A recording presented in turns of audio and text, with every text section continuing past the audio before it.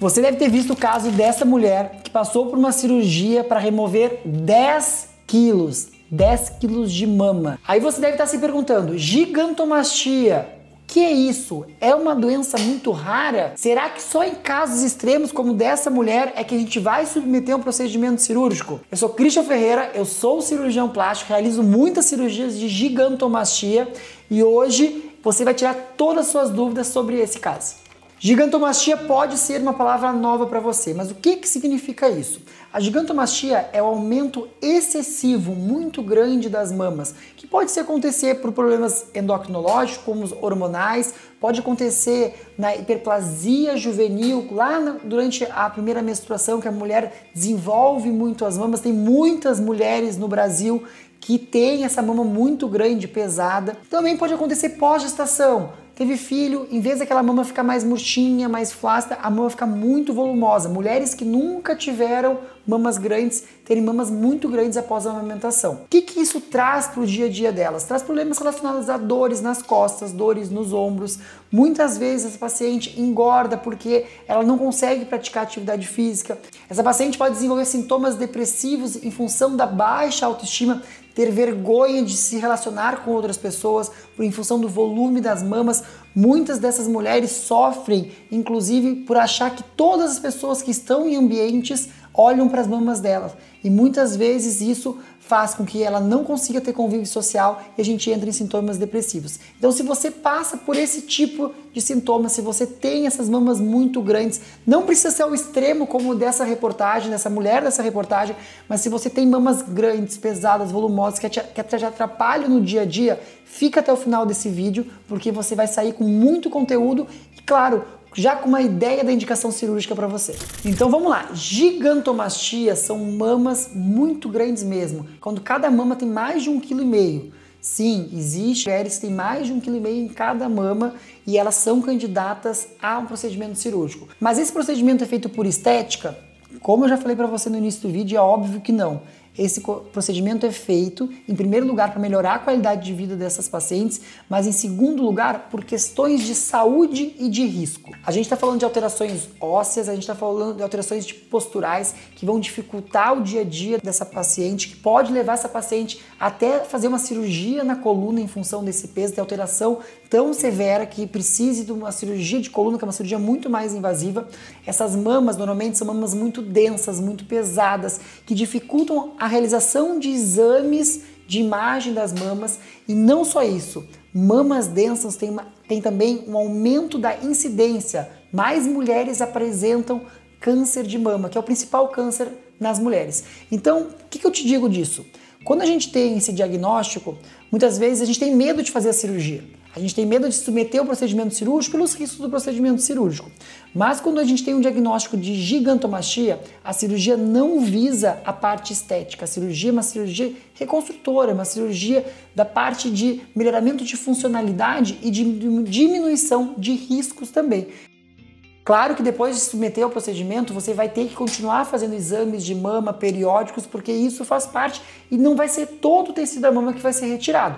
Então, ainda a gente tem uma incidência de câncer de mama, mas a gente diminui porque a quantidade de tecido que tem nessa mama é diminuída. Então, é questão saúde, é questão sim de melhora estética, de melhora de qualidade de vida, questão também de você se sentir melhor com você mesmo. As pacientes que têm aumento de mama depois do aleitamento materno, depois da gestação, essas mamas que ficam muito grandes, muito pesadas, normalmente elas têm um curto espaço de tempo entre o aumento volumétrico da mama e a cirurgia. E essas pacientes em especiais gostam de fazer esse procedimento chamado Mummy Makeover. O que significa isso? Uma cirurgia que junta lipoaspiração, abdominoplastia, se for a indicação, e junta procedimentos corporais junto com a cirurgia de redução de mamas. Um ponto importante que eu tenho que trazer para vocês, principalmente nas pacientes que têm mamas muito grandes, que eu não aconselho a colocar prótese de silicone nesse mesmo ato cirúrgico.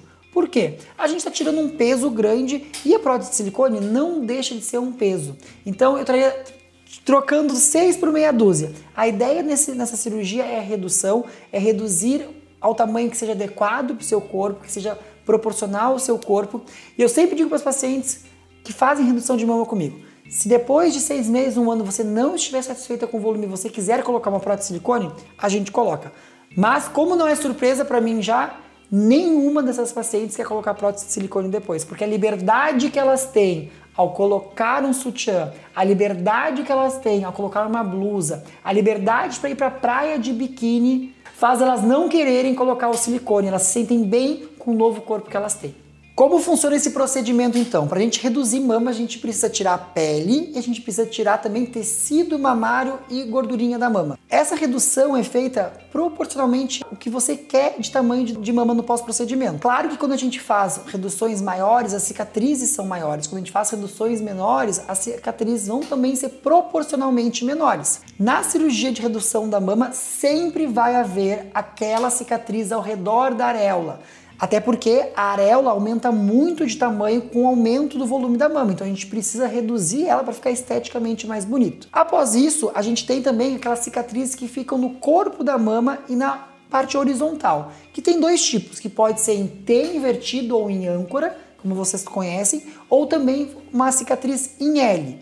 Qual é o ponto que eu tenho que chamar atenção para a cicatriz em L? Quando a gente faz uma cicatriz em L numa redução muito grande, a cicatriz vai ficar muito grande lateralmente. Então, aquela coisa de esconder a cicatriz medial, talvez neste caso não faça muito sentido. Mas claro, eu vou discutir contigo isso na sua consulta, a gente vai conversar abertamente sobre esses tipos de cicatrizes e você vai poder optar pela cicatriz que faz mais sentido para você. A gente conversando, a gente entendendo o passo a passo da cirurgia e eu tenho certeza que é uma cirurgia que vai transformar a sua vida.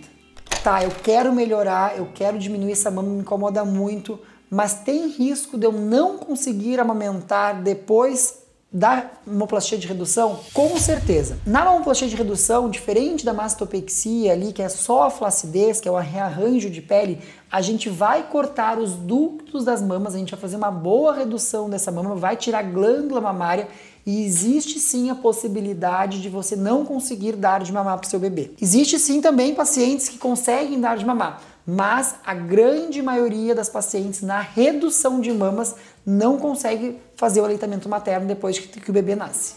Pensando em futuro das cirurgias plásticas, falando de inteligência artificial, a gente tem um vídeo completo sobre isso aqui no nosso canal. Cirurgia das mamas, a gente consegue fazer uma simulação bem precisa do resultado final que a gente vai ter. Claro que não é o resultado porque a gente está falando de corpo, né? O corpo, ele sofre alterações, mas eu consigo dar uma simulada para você entender como é que vai ficar a sua mama depois do procedimento. Isso ajuda muito a você ter tranquilidade e você se aceitar também depois com o resultado que você vai ter. Lembrando que redução de mamas é uma cirurgia que visa muito a sua qualidade de vida. Não canso de falar isso, porque muito mais do que a gente pensar em estética, a gente está pensando no seu dia a dia, no seu conforto no trabalho, no seu conforto em casa. Esse foi o nosso vídeo sobre gigantomastia. Existe também vídeos aqui no nosso canal que abordam bem a fundo cada passo da cirurgia, também diferenças entre a mama redutora e a mastopexia, que pode ser uma dúvida tua. Aproveita que esse vídeo tá quentinho, novo, cheio de informação nova, dá sua curtida, deixe seus comentários.